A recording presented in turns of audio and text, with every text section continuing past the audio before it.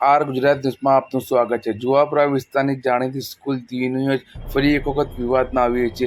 પહેલાં જમીન વિવાદમાં, પછી ટ્રસ્ટીઓના વિવાદમાં આ વખતે સ્કૂલને સીલ મારવાનો વિવાદ સામે આવ્યો છે। 4-5 દિવસથી સ્કૂલને સીલ મારવામાં આવ્યો છે। આજે શાળાઓ ખુલી છે પણ ઓફિસને સીલ મારેલો છે।